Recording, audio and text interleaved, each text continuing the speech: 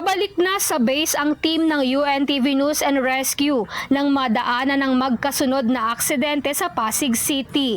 Ayun nga, dumating kami sa scene na inabutan namin may dalawang motor na nakatumba.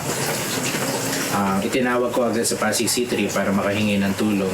Ayon sa motorcycle taxi rider na isa sa mga naging biktima, binabaybay nila ang kahabaan ng Ortigas Extension sa Barangay Rosario ng Pasig nang sumemplang sila sa isang malalim na butas sa kalsada na hindi na napansin. Nagulat ako, may lubak yung daan, yung lalim. Nagdisgrasya kami. Sa likod ko, pagtayo ko, may natumba rin, nakala ko, nalubak.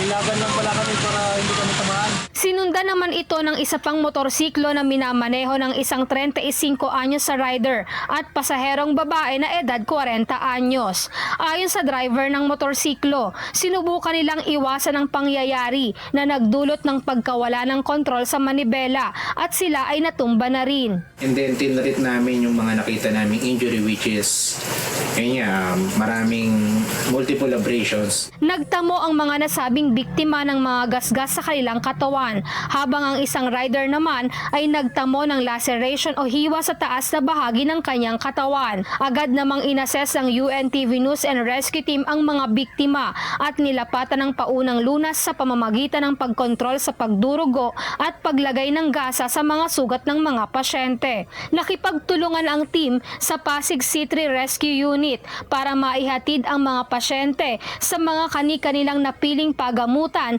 habang ang isa naman sa kanila ay tumanggi nang magpadala pa sa ospital.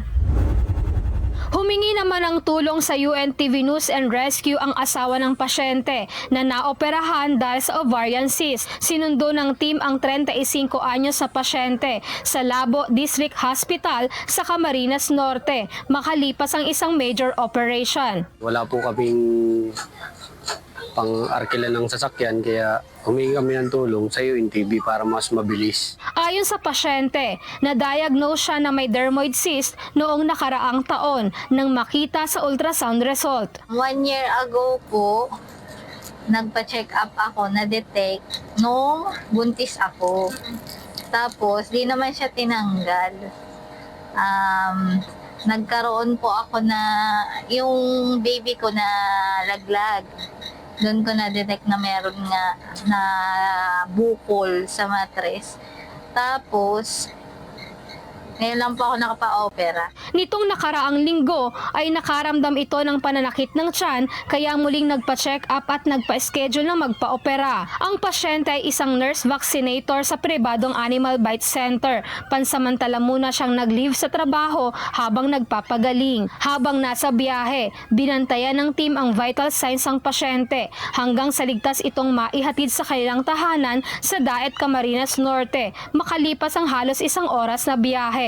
Sa mga nangangailangan ng agarang tulong sa panahon ng aksidente o sakuna, maaaring makipag-ugnayan sa UNTV News and Rescue Hotline 8911 UNTV o 8911-8688. Lizel Nael, UNTV News and Rescue.